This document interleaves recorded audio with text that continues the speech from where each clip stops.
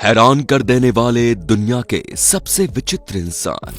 Number 5, चैन तुआनजी।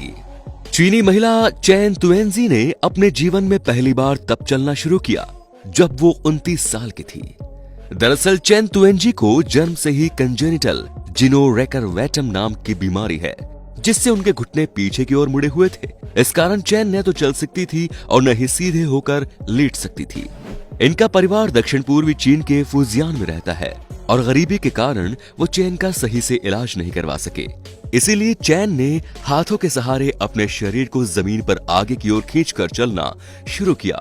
लेकिन जब local media ने उनकी स्टोरी कवर की, तब क्राउड फंडिंग की सहायता से उनके इलाज के लिए जरूरी पैसे इकट्ठा कर लिए गए और अब उनका इलाज ताइवान में एक स्पेशलिस्ट की देखरेख में किया जा रहा है।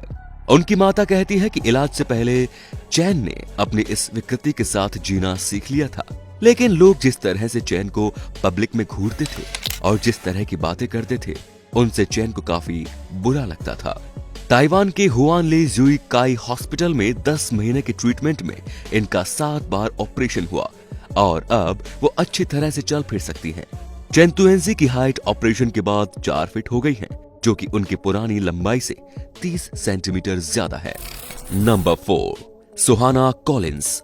एक टीनेज लड़की जिसकी स्किन इतनी नाजुक है कि सिर्फ सोकर उठने मात्र से उनके शरीर में छाले पड़ जाते हैं और शरीर से खून निकलने लगता है।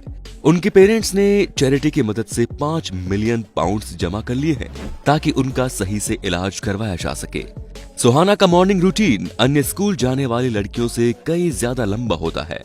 सुहाना हर रोज सुबह 6 से 7 बजे उठ जाती हैं और उनकी माँ शर्मिला बड़ी ही सावधानी से सुहाना के बेंडेड आर्म्स को निकालती हैं और फिर उनके नाजुक कागज जितनी पतली स्किन को साफ करने से ठीक पहले सर्जिकल नीडल्स का इस्तेमाल करके उसके शरीर के छालों को स्टिच कर देती है।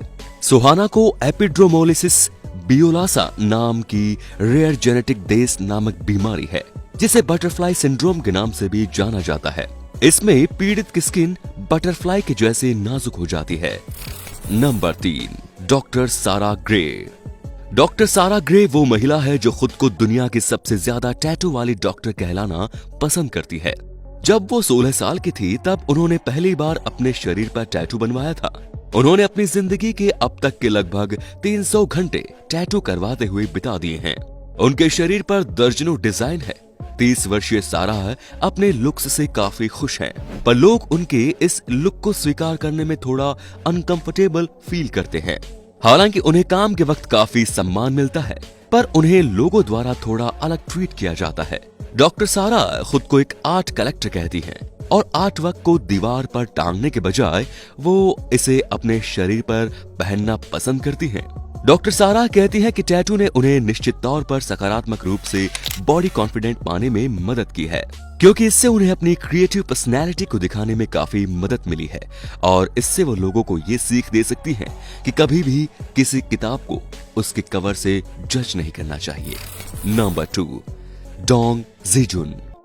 लोग कहते हैं कि प्यार सबसे बड़ी ताकत है और चाइना का ये कपल इस बात की जीती जागती मिसाल है। डोंग जीजुन की लंबाई मात्र 2 फीट 4 इंच है। डोंग और उनकी पत्नी युआना ने यह साबित कर दिया कि प्यार के लिए सूरत नहीं, सीरत मायने रखती है। डोंग और उनकी पत्नी उत्तरी चीन के लिर्निंग प्रोविनेंस में रहते हैं।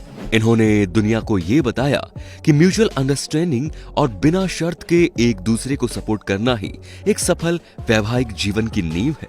31 वर्षीय बिजनेसमैन डोंग को जन्म से ही रिकेट्स है, जिसमें हड्डियों का विकास रुक जाता है और इसी कारण उनकी बाजुएं अविकसित रह गई हैं। शुरुआत में उन्हें स्वास्थ्य संबंधी समस्याओं का सामना करना पड़ा और उन्होंने अपने बचपन का अधिकांश समय बेड पर ही बिताया, क्योंकि उस समय उनकी हड्डियों के फ्रैक्चर होने का खतरा था। लेकिन उनकी किस्मत ने वर्ष 2003 में तब करवट ली जब वो केवल 16 साल के थे। उसी वर्ष उनके पिता का बीमारी की वजह से निधन हो गया और उनकी मां का स्वास्थ्य भी खराब होने लगा। लेकिन इंटरनेट के कारण उन्हें नई जिंदगी मिली और उनके करियर को भी नई उड़ान मिली। Number 1, Tiffany jiggle. ये कहानी न्यूयॉर्क की एक लड़की की है जो एक रेयर बीमारी के साथ पैदा हुई थी। इनके जन्म के वक्त डॉक्टर्स ने कहा था कि इनके जिंदा रहने की संभावना केवल 50% ही है। लेकिन उन्होंने इस चुनौती का बखूबी सामना किया और आगे चलकर अपने डांसर बनने के सपने को साकार भी किया। टिम्फनी का जन्म एक अविकसित शरीर के साथ हुआ था। उनकी रीढ़ की हड्डी बहुत टेढ़ी है और उनकी गर्दन काफी छोटी, और उनके सिकुड़े हुए फेफड़ों के कारण उन्हें हर रोज सांस लेने में काफी कठिनाई और दर्द झेलना पड़ता है। लेकिन किसी भी अन्य लड़के की तरह ही उनके भी कुछ सपने थे, और ये बीमारी भी उन्हें अपने डांसर बनने के सपनों को हासिल करने से रोक नहीं सकी। जब टिम्फनी 3 साल की हो गई थी तो तब उनके माता पिता ने उनका डांस क्लास में एडमिशन करवा दिया, और आज लगभग 3 दशक के बाद अपने इस फिजिकल कंडीशन के बावजूद टिम्फनी एक प्रोफेशनल डांसर है। इन्होंने बच्चों को 8 साल तक डांस सिखाया और आज वो एक प्रोफेशनल डांसर के तौर पर परफॉर्म करती है।